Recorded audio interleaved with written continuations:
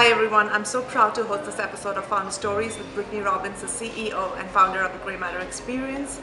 Brittany is passionate about the intersection of entrepreneurship, education, and youth, and believes in empowering others to use their passions and strengths to create opportunities for themselves.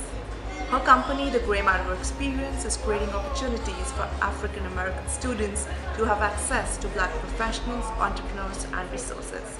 They believe that by empowering others to create their own businesses, can have a great impact on their own self-worth and can positively impact underrepresented neighborhoods across Chicago. That is a tremendous mission, and I'm going to welcome Brittany Robbins now. Hello. Hi. So thank you for coming here, and I'm going to dive right into our questions. All right. Okay.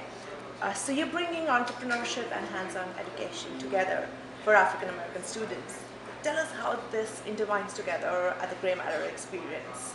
Yeah, so the Grey Matter's whole purpose is to inspire students to recognize what's already within them, use what they have around them to create opportunities for themselves. So oftentimes in Black and brown communities and in under-resourced communities, students don't really have access to a lot, right? They know what they see, they're used to seeing, not a lot of action or innovation happening within their neighborhoods. They're not used to being exposed to downtown. Most of our students have never even been downtown, surprisingly enough. So our goal with the Grey Matter Experience is to expose them to resources, opportunities, and people that they otherwise didn't have access to in order to kind of expand their sights on what's out there and what they could accomplish had they had the right support around them or had they even realized this was an option for them.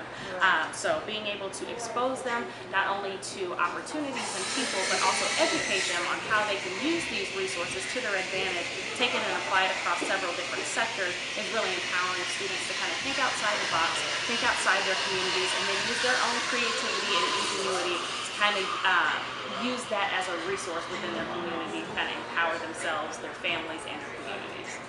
Right, so I also want to talk a little bit about how the program is actually run. So you did a pilot recently. So this is the first cohort or is this the second cohort? Like how is it run operationally? Just take us through the program. For sure. Yeah. So we did run a pilot program in 2016, which started in July. At that point, the program was a 9-week program that met on Saturdays. I didn't want to overwhelm the kids because it was my first time kind of figuring things out as well. So we did every other Saturday for 9 weeks, which kind of stretched the program from July until November. Okay. So we worked with students for 5 hours on Saturdays. We recruited students all across the city of Chicago, West Side, South Side, all different. I think we had students that represented about 8 or 9 different neighborhoods across Chicago, and we put them through our program. And the program consisted of bringing those students in, allowing them to work in teams to build out businesses that impact their communities. And every week they would meet, they would learn a new business concept from a Black professional or entrepreneur. Wow. So we took them through the whole gamut of opportunity recognition, market research, marketing, pitching, financials, and over that time they worked in teams to build those businesses. In addition to educating them on business principles, we also took them on fun hands-on field trips across the city to again expose them to things that they didn't have access to otherwise. So our students were able to learn how to DJ, they learned how to engineer their own hair products, they learned how to build solar panels and do 3D printing, and they took a film studio tour of CineSpace Studios. And again, that was just a way to keep them engaged and kind of see how they could take the information that they're learning and apply it across a ton of different sectors. At the end of that 9 weeks, all the students got a chance to get up and present in a Shark Tank style pitch competition and get real world feedback on the viability of their business. And so all of the students in the program get a stipend for participating. All of them? All of them get a stipend regardless of if they want to start their business or not. And at the end of that pitch, they get to decide how they want their money to be spent. So they can take that and use it towards a paid scholarship for college. They can use it towards a paid internship with a startup in our network, or they can pool their funds together with their group members and actually use that as seed funding to get started. And so we had about 6 that chose the scholarship route, 3 that chose the internship, and then 6 of them chose to actually launch their business. And so over the next 6 months, we worked with them to build out their business plan, get them to a place where they could get some customers and start generating some revenue. So just this fall, we did launch our first 2 fully teen-run and operated businesses, Recruiting and Lip Locker. So that's Recruiting and Lip Locker. Lip Yeah, Locker, so yes. Recruiting is a GPS-enabled app that allows teens to connect with jobs with small businesses in their neighborhood. And Lip Locker is an organic do-it-yourself lipstick company that allows minority women to craft their perfect shade. Wow, okay. That's a lot. Yeah. We've done a lot of work in our first year. Yeah, so how did you get here? Like, what's your background, and why start this? Why now? Yeah. What's your background? So I'm originally from Quincy, Illinois. If you haven't heard of it, I'm not surprised.